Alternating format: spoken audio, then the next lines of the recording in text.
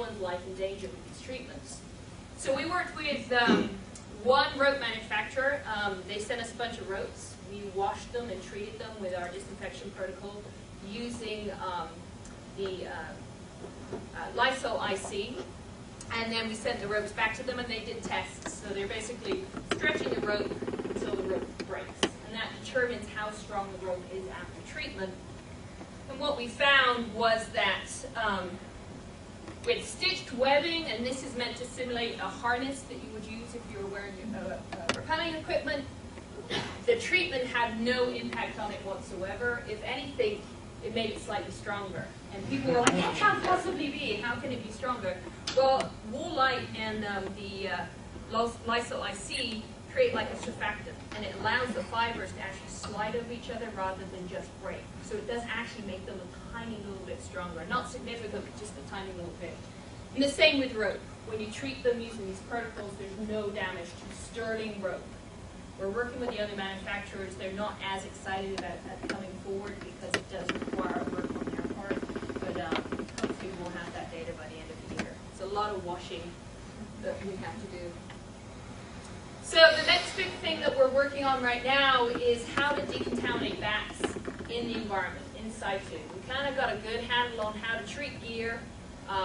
You know, people say, well, this is a difficult way to treat gear. You know, I don't think I can do this. People are telling me, well, some scientists came up with this. They have no idea what it's like to be a caver. It's like, I think I can match my caving prowess with some of them. So what we want to do now is come up with a way of decontaminating the bats in the cave so that we can actually kind of put a Band-Aid on this. If we can slow the progression of it on certain types of bats, I think the Indiana long-eared is one that we're really worried about now with hellhole being infected. Can we kind of put a Band-Aid on clusters of these bats and keep them alive until we can come up with some kind of long-term treatment? Now, we have to do that without harming the bats. A lot of these compounds are actually really bad for bats. Pesticides have endocrine effects just like they have in frogs. You know, weird things happen. And we have to do it without harming the native ecology. Fungi are the basis of the ecosystem in cave environments. So the last thing we want to do is wipe out these fungi and then have the entire ecosystem collapse. In Virginia alone, there are 65 endangered species in caves. So we might save the bat population, but at what cost? So what we're doing now is we're looking at a number of agents. This is the one everybody, I think, has heard about this one right now. So this is Agent C.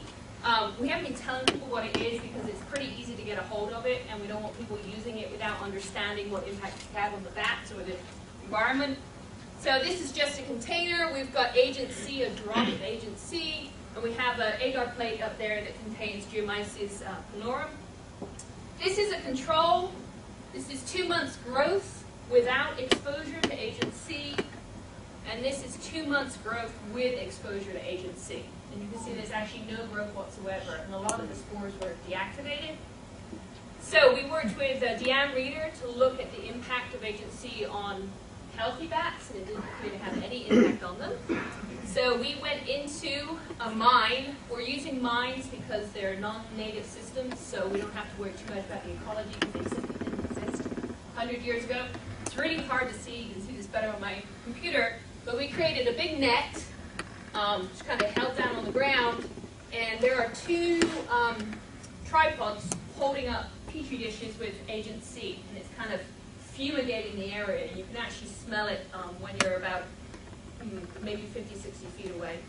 And then we caught 25 bats and put data loggers on them so we can track the going into torpor and coming back out, and release 25 into an area treated with Agent C and 25 into a control area where they're just trapped in that netting. And we want to see a couple of things. One, you know, is there an impact of these guys being isolated? You know, there's a lot of discussion as to whether kind of trapping them like this, they're going to die anyway.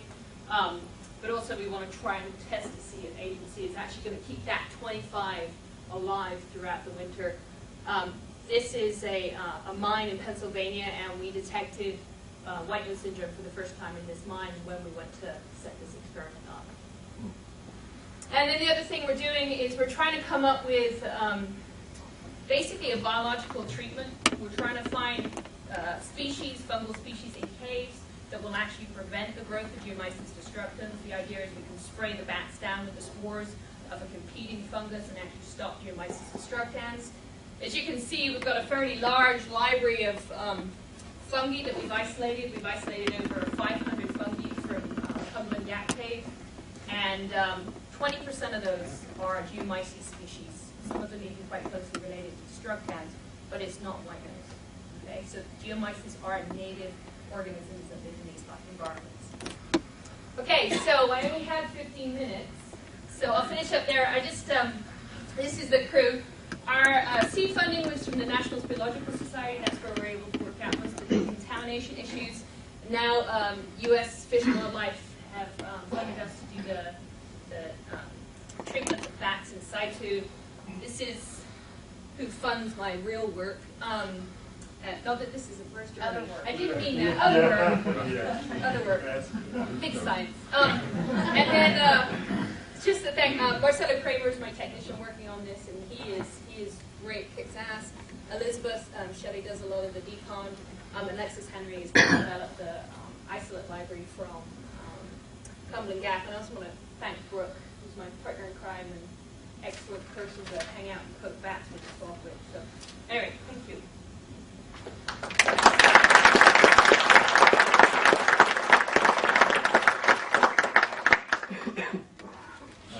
Quick question for Hazel on evidence up here.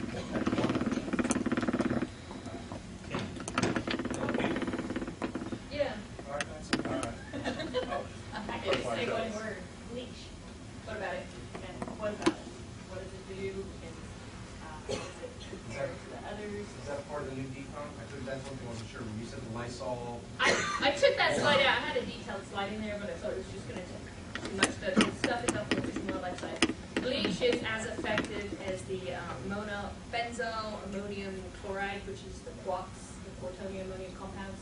So Lysol IC at 1 to 124, 101 to 128 Lysol IC, or formula 409 right out of the bottle. It's 0.3% quark.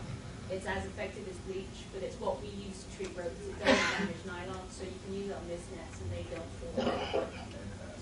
So is that same for clothing? Yeah, you can use it on clothing. It's just as effective as bleach. Definitely doesn't bleach out. It does not bleach out though. It doesn't have the chloride ions.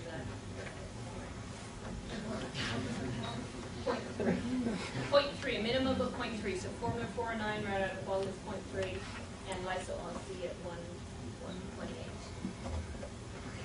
Thanks, Hazel. If you or squid us, can you guys hear me in the back of the room?